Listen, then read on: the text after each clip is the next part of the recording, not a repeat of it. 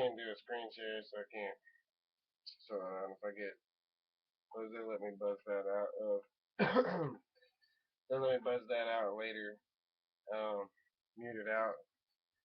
YouTube's got a device on there where they'll just buzz that out if they give me beef over the music I was listening to. I was listening to Creedence Clearwater Revival, Greatest Hits. I seen them Creedence Clearwater revisited in person. They were pretty awesome. But anyways, I was going to talk a little bit about coaches. I think what I wanted to do was I wanted to do a coach grade. I wanted to grade the coaches out and see, but I think everybody can kind of do that themselves. I'm gonna do a special type of assignment that I'm gonna do. It's like it would be like a resume to the NFL, like to the league. Like if you ever put one together, but it's a mock one. It's not really a real one.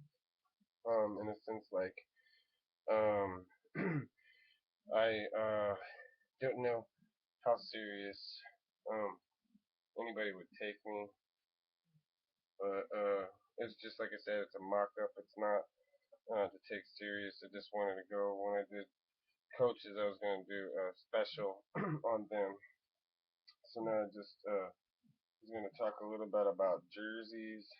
Um, Jerseys are cool, but you know that everybody's gonna be trying to be like careful about which ones they buy because they don't want to get it like like if I had like a Jimmy Graham, that'd be cool. But back in the year that the Saints went to the Super Bowl, I went and got a Drew Brees jersey. I wanted a Matt Ryan or a Drew Brees, and I ended up getting a Drew Brees. I picked him instead. And then they went to the Super Bowl and won. So that's pretty dope. I've got another one. I've got instead of getting Victor Cruz, I got we rooted for the Giants. I'm typically a Seahawk fan. I root for them until they normally would you wouldn't know if you could count on them to make the playoffs, but still that was my number one team before I would go root for other teams. And that brings me into morphing into another fan base whenever your team's not doing as good. So, um, basically, you want to get a jersey that you know the player's gonna be there for a while. So, I got when we were for the Giants, and I got an opportunity to get another jersey. I got a Pierre Paul jersey, and I got my father a Jim Kelly jersey. So we got a Jim Kelly in our family too, jerseys. We have Jones Drew, Greg Jones from the Jaguars. We had a Gabbert. I got a Gabbert jersey. Um, let's see what else. I was gonna put some emphasis on Brian Anger, so I wanted to say how I kind of approach a team. If I could, I considered maybe two of the top hunters in the last, I'd say 5 years. I think it was, look, I think I'm talking about,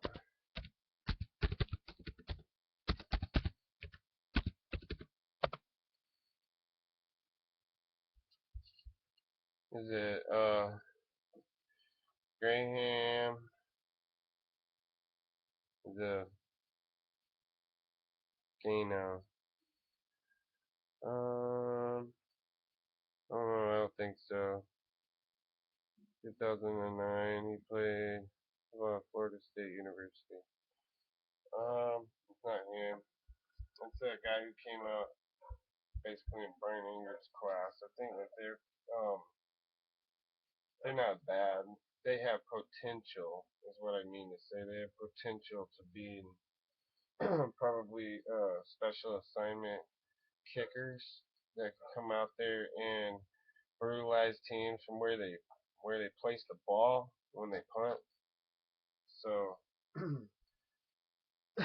basically, all I was gonna do is I was gonna do a video to show kind of like a highlight of what I would do on the field, training camp, and all these other places if I was one of the coaches on one of these NFL teams.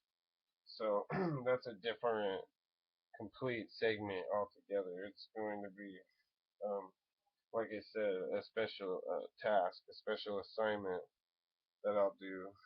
So I was used to morphing into these different teams.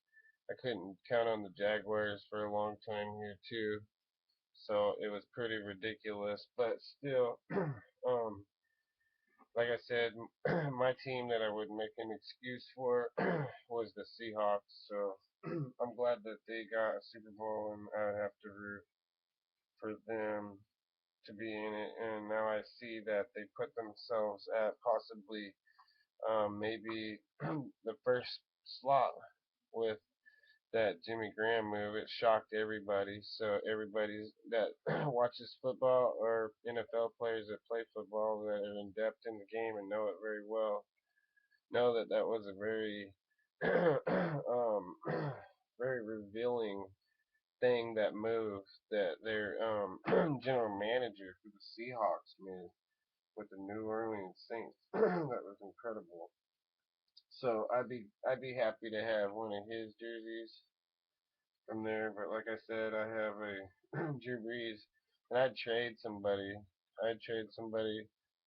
my Drew Brees for if it was as nice as mine, because I'll show you.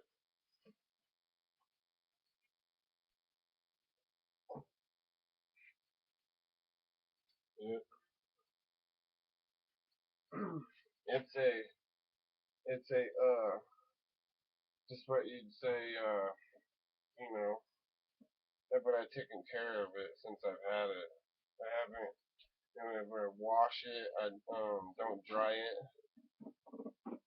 So I'm used to that stuff happening or whatever.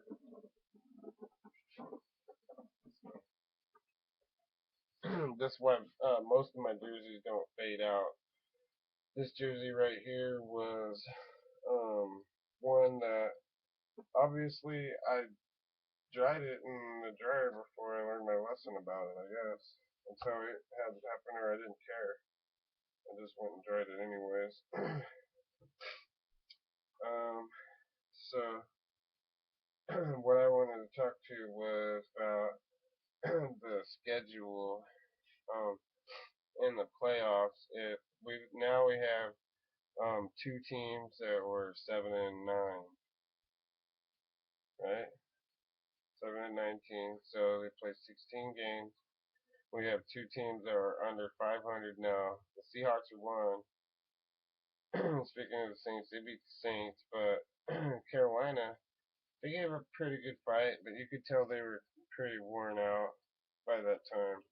But they're still a team that was probably destined to lose anyways from not having their strength there, not being as fresh.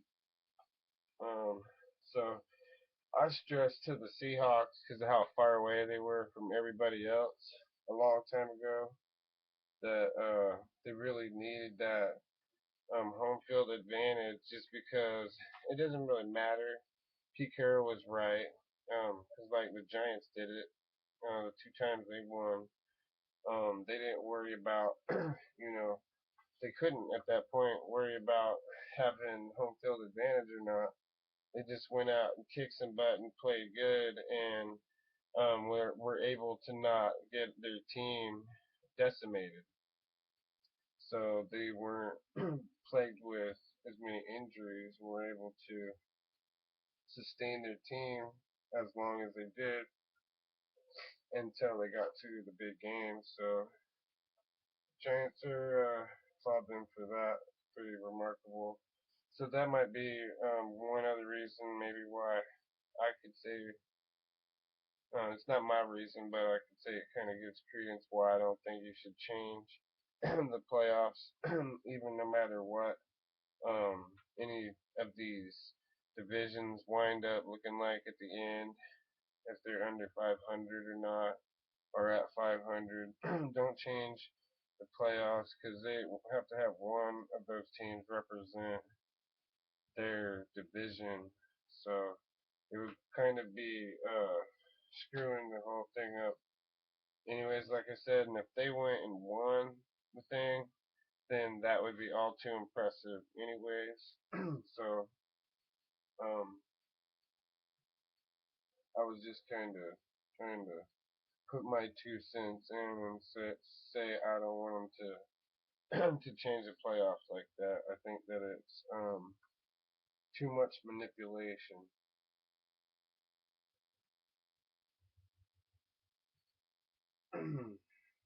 So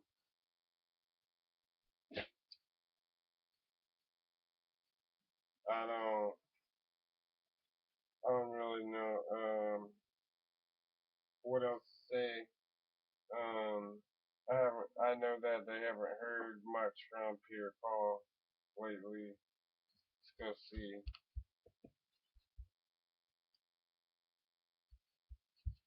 Let's jump on.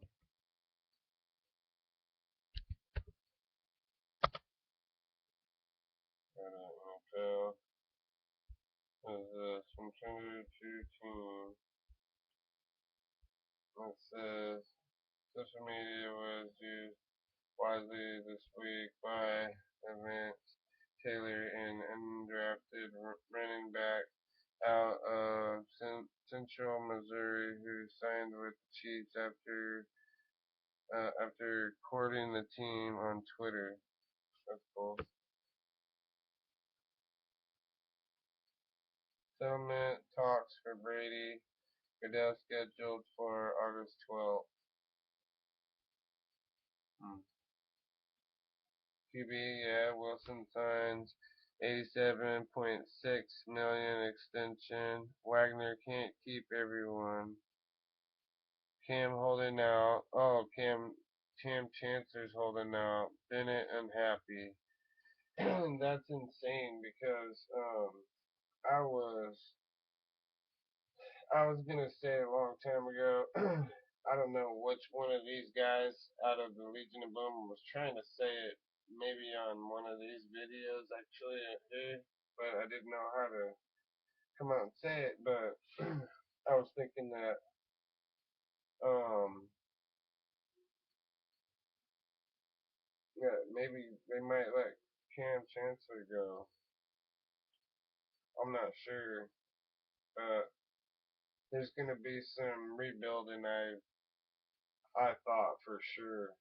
Um, I just didn't want to say it until maybe it happened.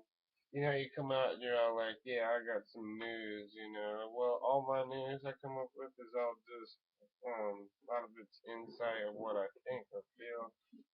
I don't get people call me on the phone and give me news, you know, to whatever specific this and that.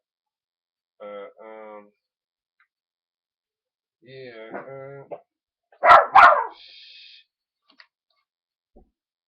what are you looking at? What are you looking at, dude?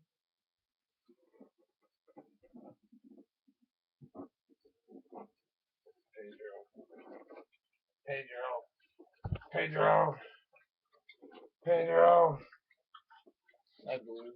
That's blue. That's a blue dog. Oops, sorry. Alright. Well, anyways, back to what I was talking about. Um, I don't know if the Giants can put it all together anymore. They've got 2 Super Bowls. They're and if every time that they come out, so we'll have to see. They're past the 1 year mark that I was saying that they go to the Super Bowl every 4 years. Um, what teams are going to be more formed? Head coach suspensions, team focus. Um, yeah, what's some of the team focus now? What's some of their schemes gonna be? You know, we're gonna really have to start looking at what a lot of different teams are gonna be doing as far as plays and pretty much everything. Which players are gonna improve in teams the most? So anyhow, here's the I'll just go ahead and do it. The special teams report here. So what I'm talking about is, see, if I had my ability to come in and say, all right, this is my job. I'm the special teams coach, right? And I get um, basically hired at one of these teams. This is what it's saying. My mock um, basically uh,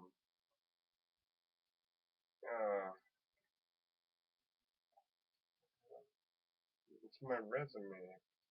It's my resume. I'm trying to show my work, what I would do. So this is what I do. I'd be the special teams guy. So I go and work with the punter. So I tell the offense and the defense that they can ask me advice or maybe questions if they're getting into trouble a little bit because I'm going to be a special teams specialist.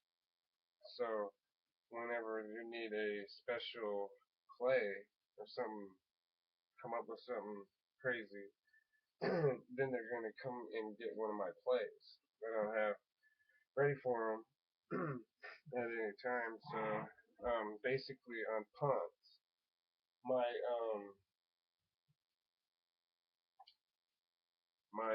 punter is going to during practice and practice and practice. We're going to practice basically on every yard of the field. So whenever he's kicking from any place, he's trying to work out the best where he just does some crazy like phenomenal play, and they're like, "Holy smokes, ladies and gentlemen! Did you see that? What this guy just did?" So it's a special teams kicker, right?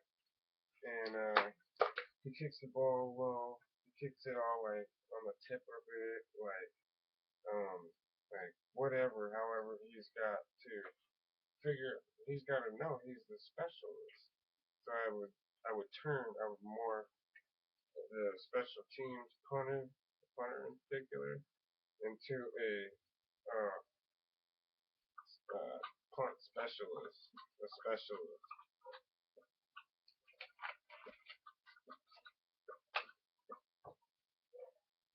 So, well, I guess the NFL site refreshes itself, I guess. But anyway, so on offense, what I would do is, so it's aggressive. It's always an aggressive play. So it's gonna be like the Statue of Liberty type stuff. Um, but we're gonna look at the rules. So in my special playbook, whenever they ask me a question, and of course I'm watching the game too, so I know what's going on. So I resort to um, a legal play, a legal special play like that, where the running back will take the ball, or the quarterback will run, or something, or the running back will get the ball, come back and throw the ball to the quarterback, something, some kind of trick play. And I don't really have, um, I don't have an answer for defense except your team's got to be focused and they got to be competitors and able to compete against people on offense and be able to flow with what they're doing. Otherwise, they're just gonna get beat. And the Seahawks in particular can take an example from San Diego. Because if you think like, oh yeah, we're just gonna San Diego's not gonna be prepared, or whatever, San Diego's gonna come out there and they're gonna be like come into the season out of practice just driving down the field. They're gonna get some points. They're not gonna you know you can figure them out, but they're really good. So we gotta keep all that stuff in mind. Players have to be more focused than that. And they caught Seahawks off guard really. And this isn't like college where the college team like Ohio State, how they beat the Ducks, how they beat my Oregon Ducks was they were able to keep the Ducks defense on the field all game and wear them all out, and were able to contain the offense. Obviously, that's what happened. So, um, I don't know. So they lost. They lost pretty bad. It could have been a closer game, but like I said, in college, it's been that way where one team is going to suck the life right out of the other team. So Oregon didn't have any excuse. But I'm just saying, college and NFL aren't the same, and that's something that separates NFL from college, because if your defense in the NFL is on the field all game long, it shouldn't matter. It should not wear out because they're pros. It's just they're not designed to run out of energy and get kaput like like a college team would, or like you could mistreat push around a college team like that. It's just a fact. So um, you gotta have more focus in that. Know when to play zone, and know when to play man, know when to hold them, know when to fold them, type of stuff. But then I would try to stick to special teams. You know what I mean, and let them run basically the team, offense and defense. But I'm really kind of um, wanting to put emphasis on more trick plays um, and stuff, and especially um, momentum on a punt. You get momentum, you kick the ball down certain length. If the punter can't kick it to where it bounces and stays from going inside the end zone, you players really have to be um, focused enough to go down there and swat the ball back and save the play. So that's all I'm saying is training those people to be disciplined like that. That's all I'm saying. I would make them very disciplined. You know what I mean? Like the the coach, he rides a bike and he's got all the guys running. You know, so I'd work these guys over. I'm serious. Not even kidding. I wouldn't cut them any slack if they weren't. You know what I mean? This man's military or whatever. I'd be super strict like that. Yeah, I mean beyond. But I wouldn't want to look and put an emphasis on fourth downs. Like like we have to depend on the fourth down play. You know, very much. But it's an awesome weapon to have. So, and that's basically all I had. So that's all I was gonna say. Cool. Peace.